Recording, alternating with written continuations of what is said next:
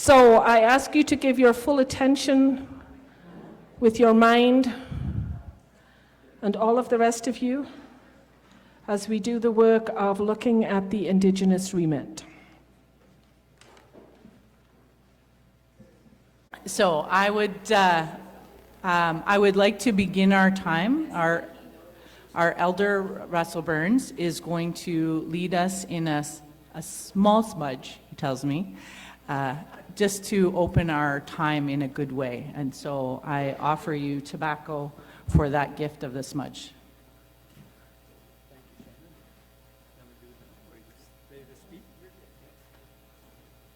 I got to watch myself around Shannon.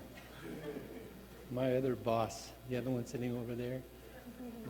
But the main one is right here.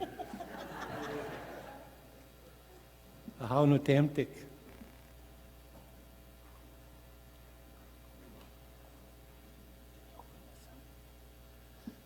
So when I do the sharing, there's many of us that have been to smudging ceremonies. How many of you have smudged?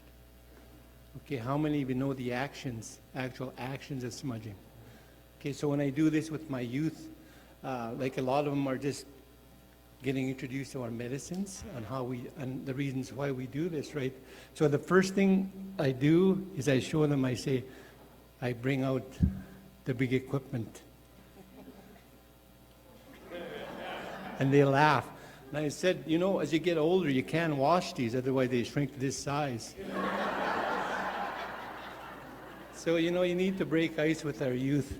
And they're just so beautiful, and so many beautiful questions, honest questions, so you have to be truthful.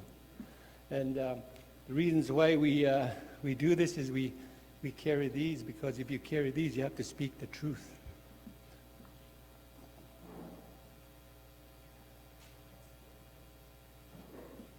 Okay, so what I'm going to be using is, obviously, this was gifted to us for thousands of years. And for many of these, what we say is, Amina keksepe once kayak. And what I just said again this morning, we woke up.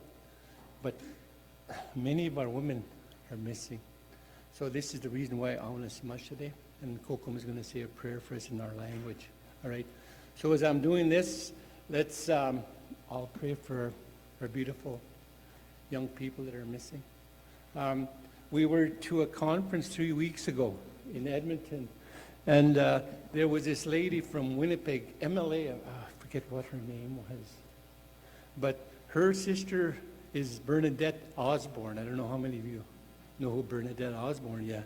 Well, that was her sister. And it's been 8 years, I think, right? And they still believe she's alive, but, down deep, that light, they say, is just flickering now. But, listening to her speak about there's missing women, and yet they still found more women in that landfill, right?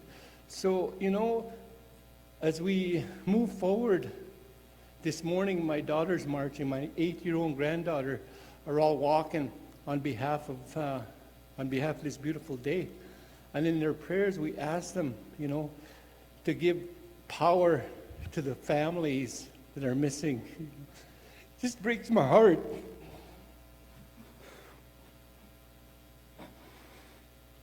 We lost a couple, 2 hours, but in a good way we can bless them, because what we say, a chakos in our language is star, and our elders, our oral elders, they give us stories that this is where we're from. We're star people. We're all star people here, right?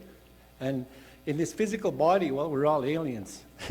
As humans, we're just, sometimes we don't think about the stars, where we're from. And, we need to do that in our prayers. So this is when we're smudging. I'm going to start to smudge, but obviously I can't go to each and every individual. So I'm going to ask you to reach in and do the actions that I'm doing, all right? So shall we begin? And I'm going to have Kokum say a prayer.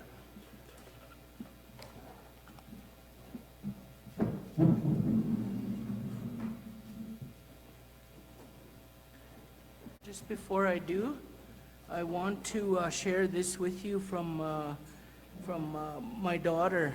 This is her take to young people about Red Dress Day today. And thank you for the worship this morning. Wakotawan teaches us about kinship, to love and respect ourselves and others. Today we wear red, and hi kitatamhen. Thank you very much for all of you wearing your red and even thinking red. If you weren't able to find a red dress or a shirt. Today we wear red to support Red Dress Day, to honor, respect, and protect women. I thank you for that.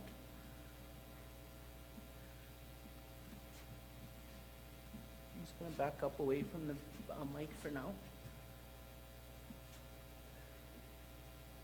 I'm not going on to say what scene. Nigan kita tamnan umano anos kamyo kiskak. Kita tamnan kaminan pematsuin, mio pematsuin.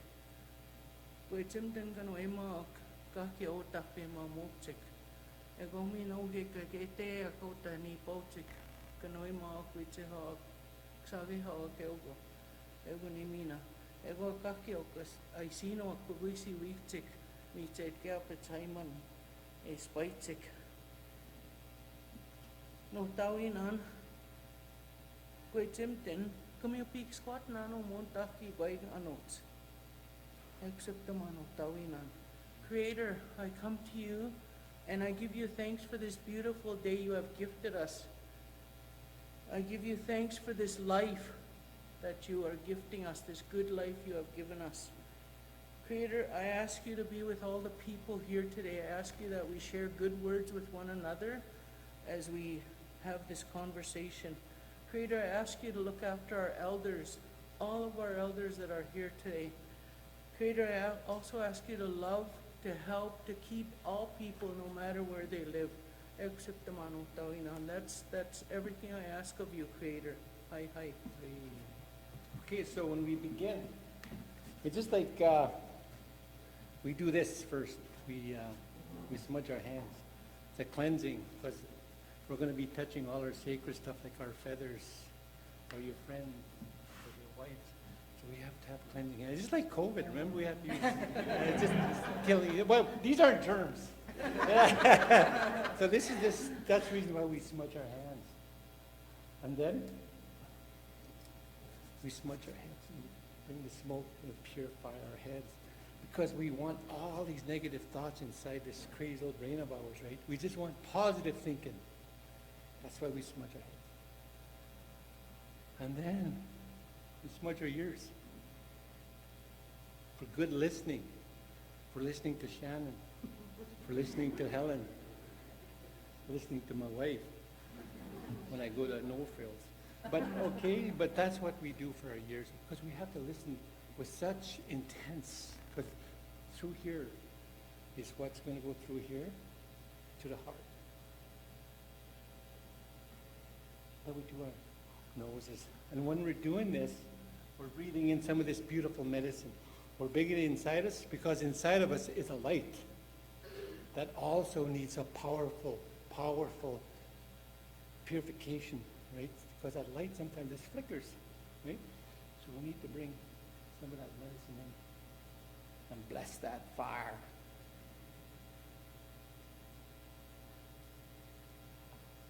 Smudge your eyes. Beautiful morning this morning. How many of us woke up to a lake, to water? I woke up to a lake full of geese. Man, 5:30 this morning, they were just talking.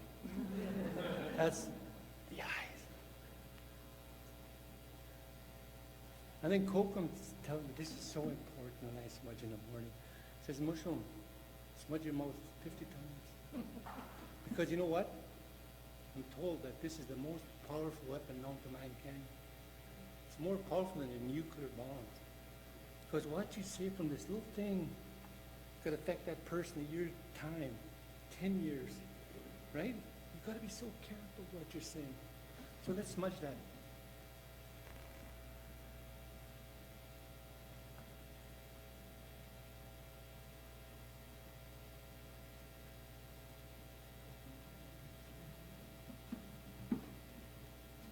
I smudge my life-giving parts. Without these life-giving parts, none of us would be here. We're thankful for these parts, and we have to make sure they're healthy. Then we do this 4 times to your heart.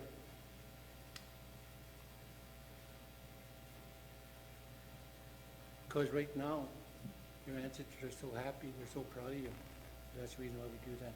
Right, for your grandmothers, your grandfathers, what we call our gatekeepers, right? That we're here to get in a good way.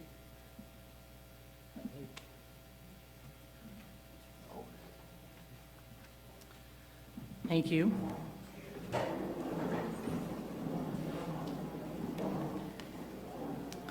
So I want you to think back. I want you to just take a moment, and I want you to think back 5 years ago when the General Council passed a motion giving regional councils permission to figure out who they wanted to be. And that motion was something like create a commission. That was it. And then we took our time and we brought together wise people from in our midst, and we worked based on our context and our experience and the wisdom of presbyteries and conference, and we created a regional council. And COVID happened and all that. But we had the autonomy to create what worked with us, within the framework, within the budget restrictions and so on. And essentially, that is what this remit is asking for. The difference is regional councils were part of the other remit that we did before we were, so, but the National Indigenous Council wasn't ready yet. They were still working, still gathering wisdom, consulting their communities of faith, and working together to figure that out. So they are now at that place. And so they're asking, again, for our wisdom around this remit to be given that same autonomy to make their decisions. So I'm going to let, he's first, right?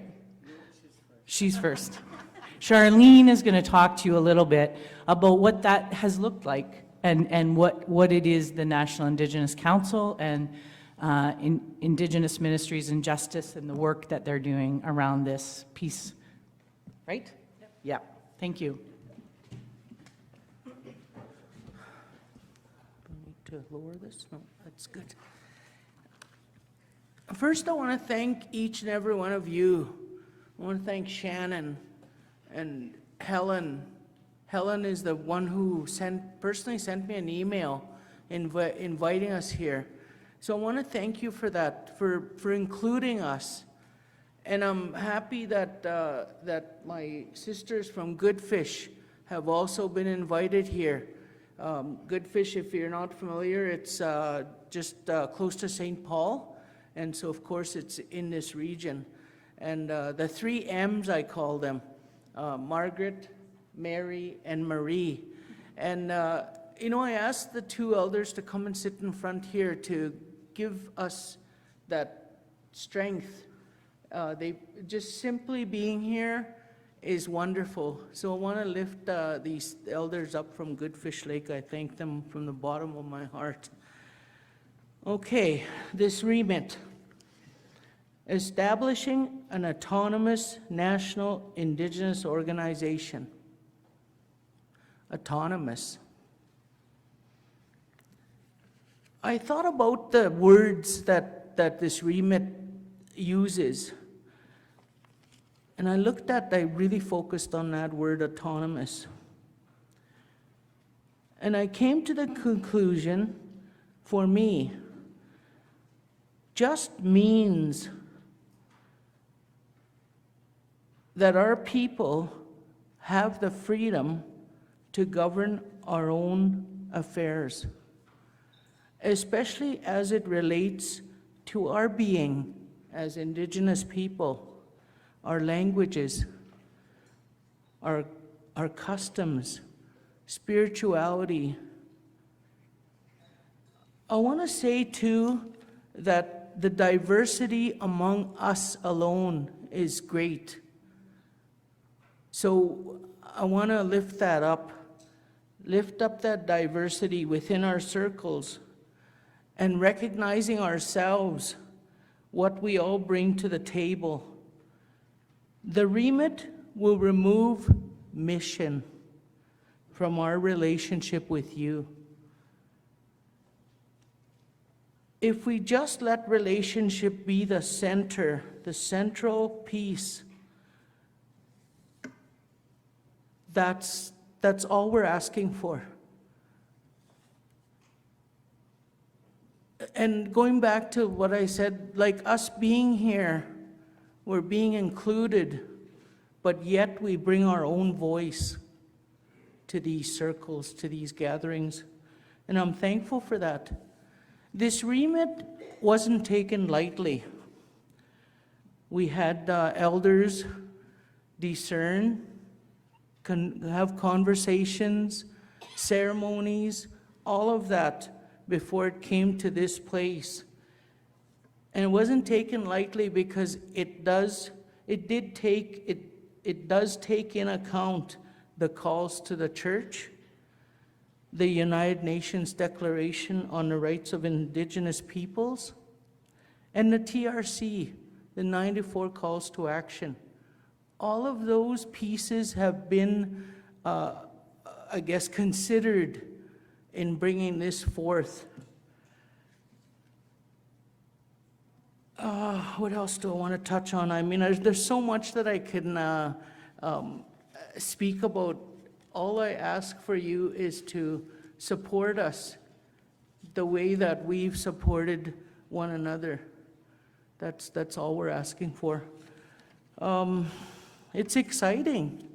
It's exciting to be, when I first started with the United Church of Canada as General Council staff,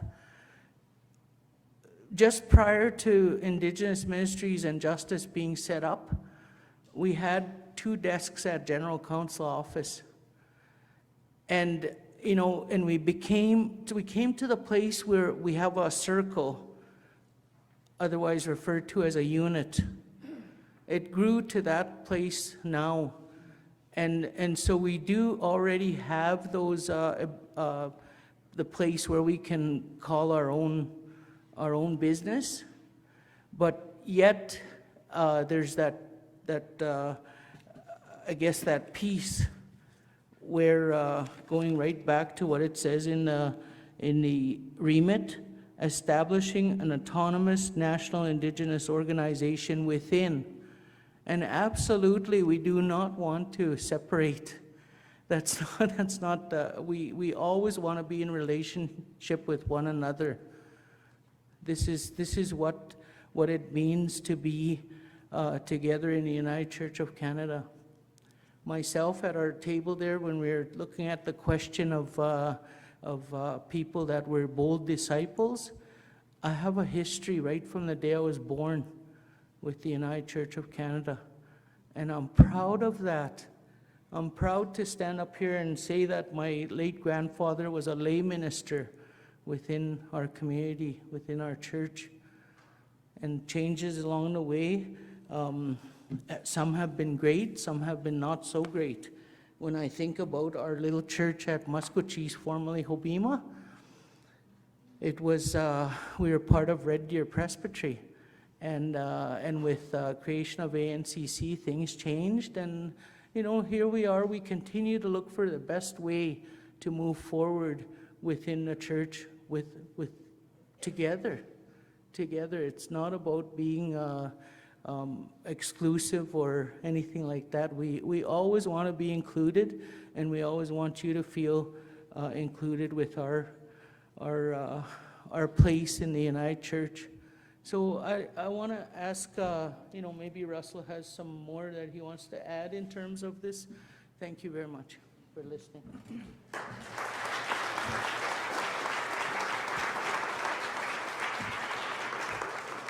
How long do I have? I'm a very shy person. But, through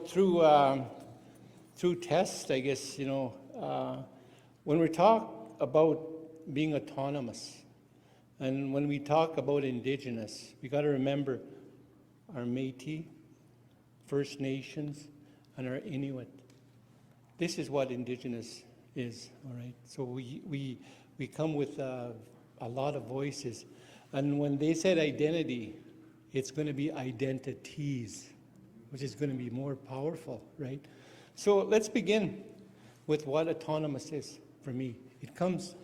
Autonomous comes in two things in my oral presentation and the way I was brought up in the Indigenous way of who we were. Remember the Indian Act?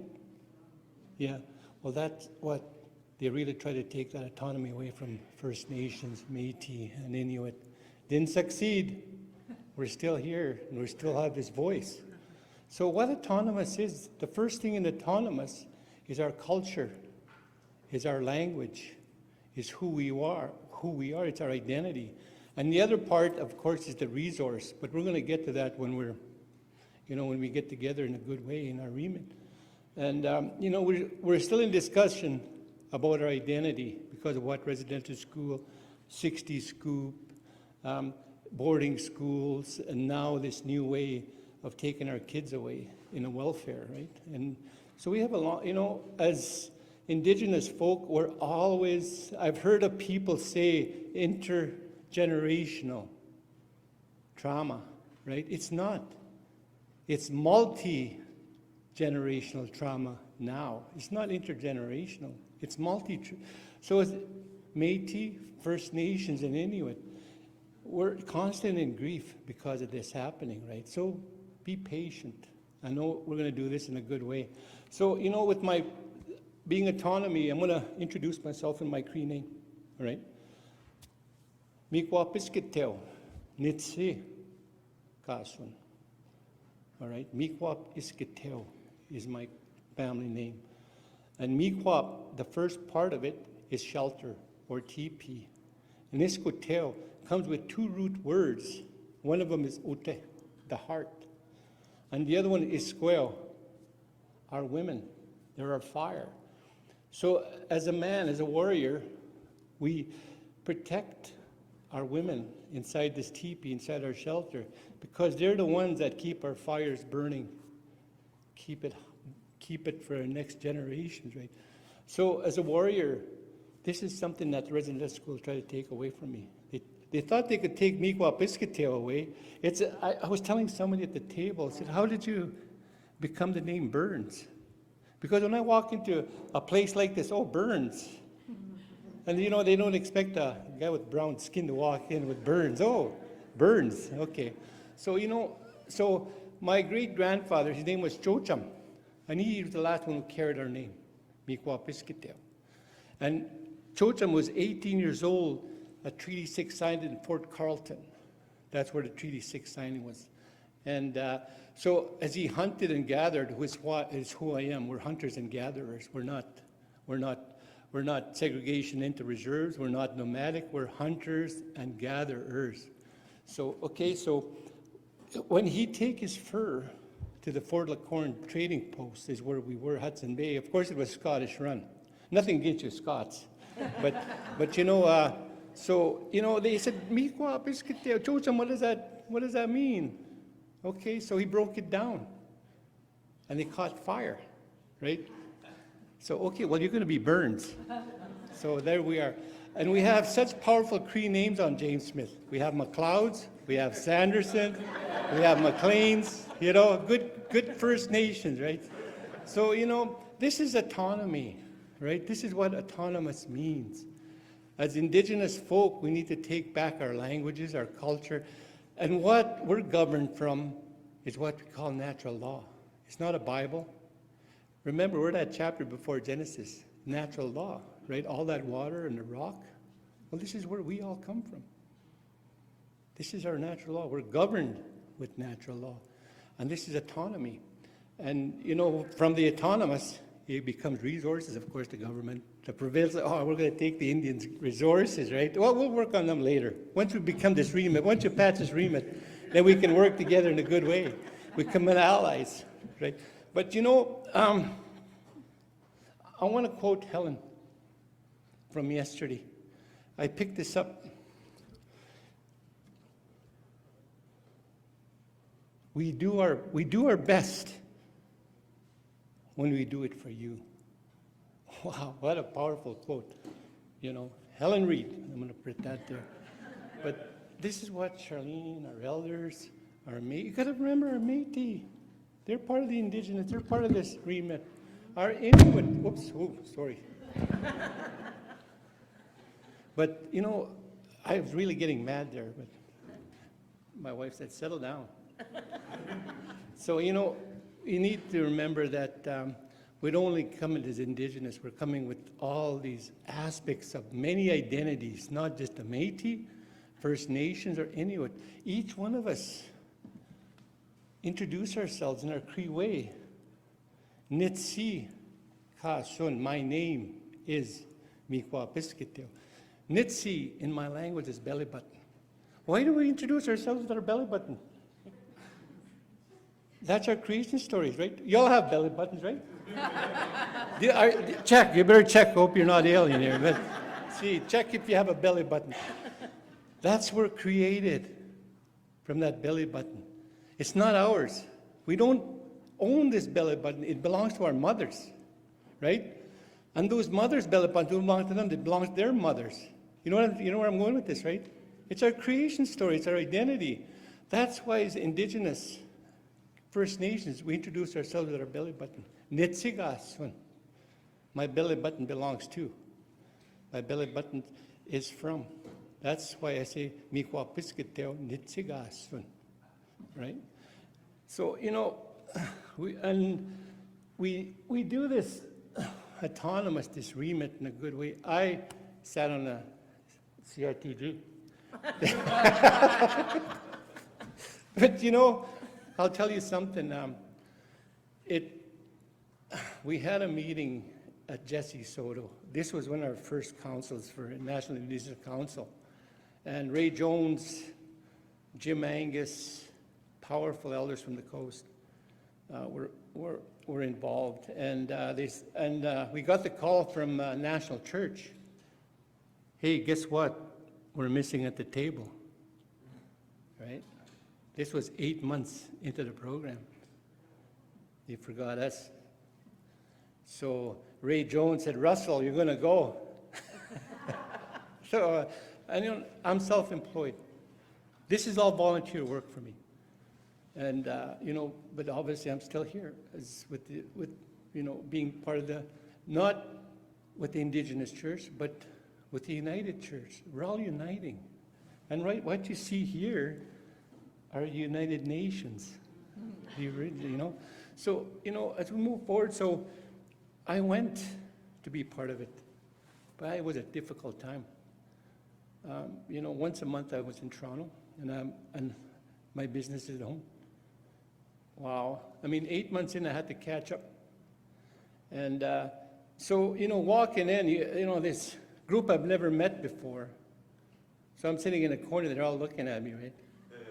And so just to break this, I'm that kind of a guy, you know, I need to break the ice here. So I said, so this horse walks into a meeting. And the minister asked, why the long face? So, you know, that broke the ice, so everybody, we became family. And that's not my voice. So this is why I love Helen's quote, we. There's no I in team, right? So I went to that circle for these voices, not for mine. So what I asked at the beginning was, could you please give us some time? I need time. We need time to consult, to see where we're at. And so here we are. And, you know, I tell you, don't be afraid. We're not here for money, but we're here just to be who we are, as what the Creator says, you know, we walk in a good way.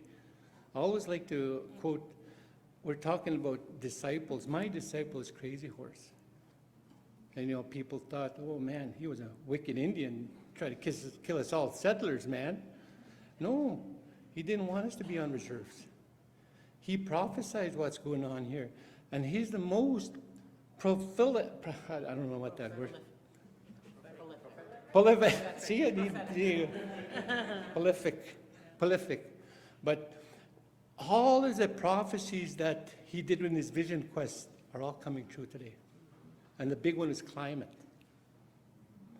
And but what he had said when he came out was from the Black Hills was he said,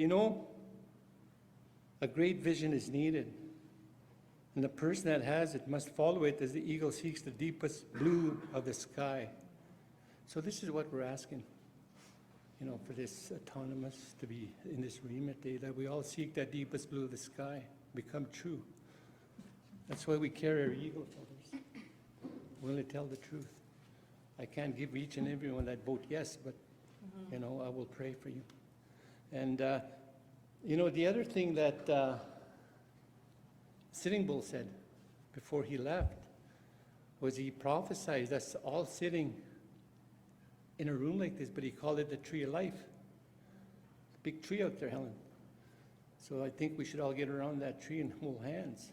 Because he said one day soon, in the next generations, generational, we're all going to come underneath that tree of life. Many colors are going to come there, right? So this is a beginning, right? So let's all go out there later and, right? That's all I have to say. Like I said, we have so much to share. Hi, Ditan.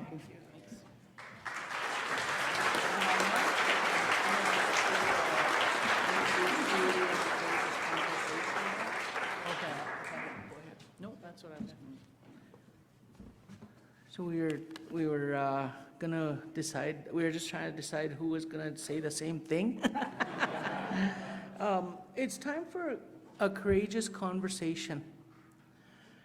And some of the questions that are being asked to General Counsel on this remit are not nice. I'm gonna be courageous and I'm gonna say it. Some of the questions are downright racist. There was one question that was submitted,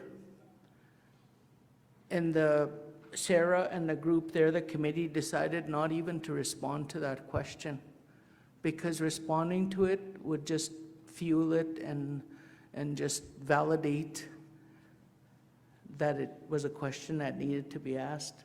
So there was no response to that question. Here, I really want to encourage being courageous. Having experienced everything I've experienced, and Russell touched on some of that, I stand before you saying to you, yes, I am a residential school survivor. Yes, I am a 60 scoop survivor. Yes, I am a day school survivor. But no, none of that will be my legacy. So I want you to be courageous in this conversation. Julie, I'd invite you up now to describe our next piece. And we don't have a lot of time. Oh yeah, we still have time. Julie can take it up. Yeah. Julie's good. The question, yeah.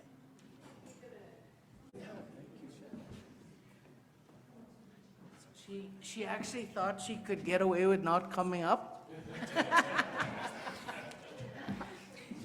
I thought if I barricaded myself behind all the cables and the coffee cups and stuff, I'd be safe. Now, let me ask first, do you want to just go over the wording of the actual remit? Are we doing that before I say anything about the questions? It's on the slide, Chloe. There we go. If we just... Now, I can't read from up here easily, but I want you to hear it. There's one question to be voted on as follows. And of course, being the United Church, it basically has three parts to it. It's very Trinitarian. Does the Regional Council / Pastoral Charge agree to amend the basis of union to reflect A, that the United Church of Canada will be organized as follows. 1, a 3-council structure consisting of communities of faith, regional councils, and a denominational council, also known as General Council. And 2, an autonomous national Indigenous organization. That's the first part. You can, next slide, please. B, that once the new autonomous national Indigenous organization is established within the United Church of Canada, it will have its own mechanisms to make any future changes to its structure and processes, and therefore will not be subject to the Remit process under Section 7.4.1 of the Basis of Union. And finally, the last part, C, the changes required for the establishment of the autonomous national Indigenous organization. I find that last one's hardest to understand because you have to kind of go back to the beginning. So, just looking to any further comment from folks here. Just if people have, so right now, we have time, if people have sort of questions for clarification around this, so that when you go into your discussion time this afternoon, you'll have time to discuss, and then we'll have more opportunity to engage if there are questions about this. But just anything that you need sort of clarification on before you discuss that would help you in your discussions. Well, I just want them to know that they feel comfortable to go up. I just wanted everyone to feel comfortable, even if you wanted to go to the mic at this time. We still have about 15 minutes in this part of the day. That if somebody has like a burning question right now, I want you to feel that sense of comfort, that feeling comfortable to be able to go to a mic and throw that question out. And you know, we may or may not be able to, like Sarah and Adele did a good job of saying, we may not have all the answers right now, but the thing is, let's begin the conversation, right? Like I guess just want to make sure that people feel that sense of comfort. And if you have that, there's nothing wrong with that, just to be able to feel that. Tell them the timelines on the back wall. Oh, that Russ said.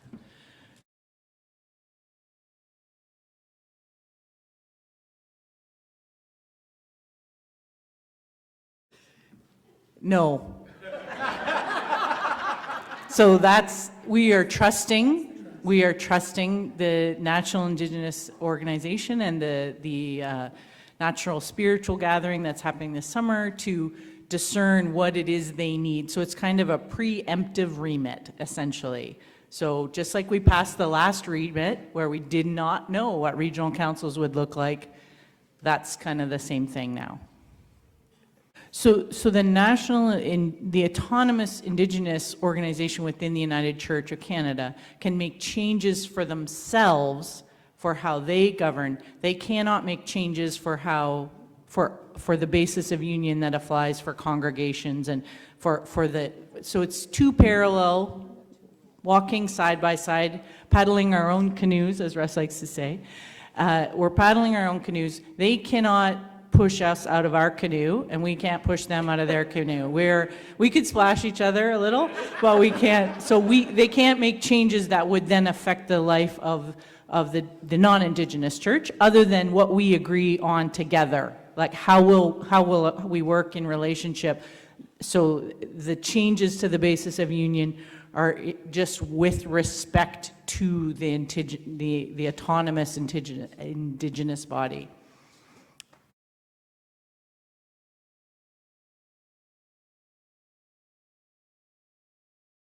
So it'll have some of the powers. Right now, the belief is it'll have some of the powers of the regional council and general council, and will work kind of like we are now, where we say to each other, "We need this from you. Will you do this for us? Yes. You need this from us. Will you do that for us? Yes." So it's both and.